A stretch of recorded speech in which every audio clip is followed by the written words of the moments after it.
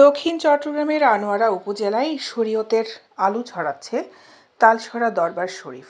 এই দরবার প্রতিষ্ঠা করেন শতাব্দীর শ্রেষ্ঠ ওলিয়ে কামেল আধ্যাত্মিক মরমী সাধক হযরত আলহাজ আহমদ ছফা শাহ।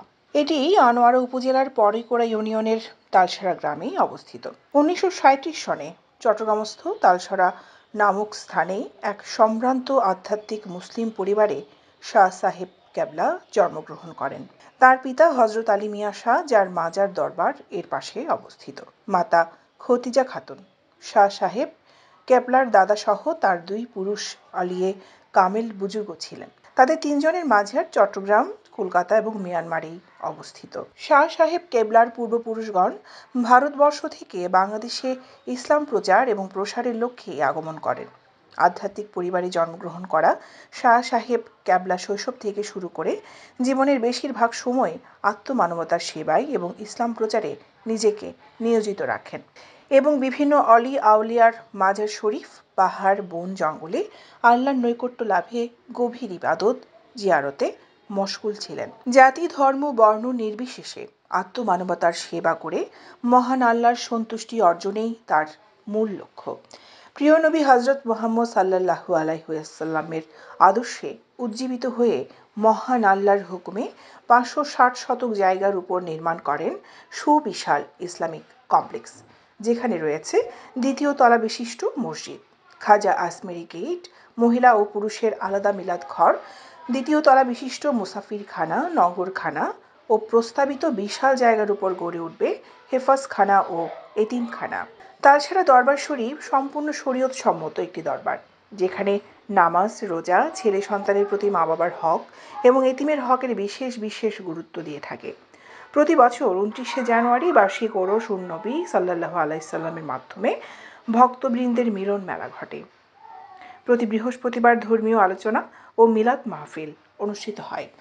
দরবারের পক্ষ থেকে চট্টগ্রাম বিভিন্ন মাঝারি সপ্তাহে 2 বার খতমে কোরআন, গরিবদের নগদ অর্থদান এবং তাবারুক বিতরণ করা হয়। স্থানীয়দের সূত্রে জানা যায়, তালসরা দরবার প্রতিষ্ঠিত হয়েছে 2টি বড় পুকুরের উপর। 40-45 বছর ইয়ার আগে এইখানে গোপুর আছে মাঝখানে গরু দিবে আর এটা কোনো মানুষ কোনো আম অনেকে কিছু দিবে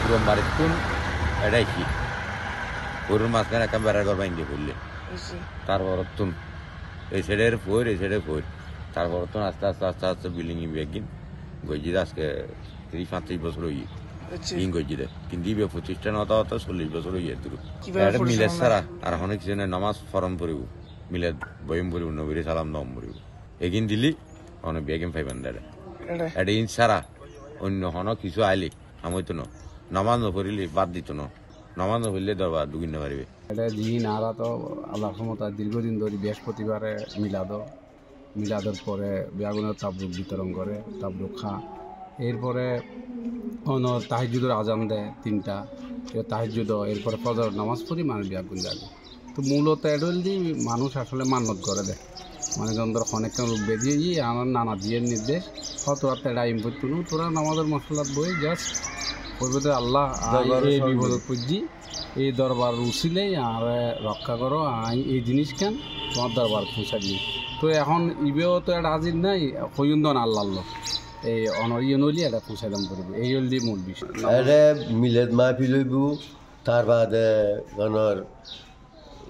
নামাজ ছাড়া মিলেদ ছাড়া কোনো মানুষ একটা গলি থাকতো নামাজ ফরম ভরিব মিলেদত বইন ভরিব তারপর তৈ তো খাইতে দিব তারপর এই খাস কিছু দেখি শরীর ভিত্তিক খাস হবে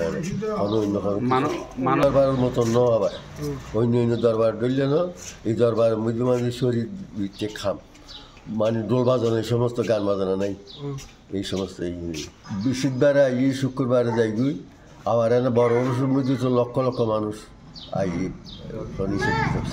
এই দরবার পরিচালিত হয় শরীয়ত সম্মত। দরবারে বাহিরে ও ভিতরে কোনো ঢোল, বাজনা, নাচানাচি ও কোনো ইসলাম বিরোধী কার্যক্রম চালানো হয় না। যেসব ব্যক্তি নামাজ পড়ে না, মা বাবাকে কদর করে না, তাদেরকে দরবারে আসা সম্পূর্ণ নিষেধ। এই দরবারে মানত ও সৎকার করা সকল গরু, মহিষ ও ছাগল জবাই করে সম্পূর্ণ বিভিন্ন দরবার ও গরিবদের কাছে বিলিয়ে দেওয়া হয়।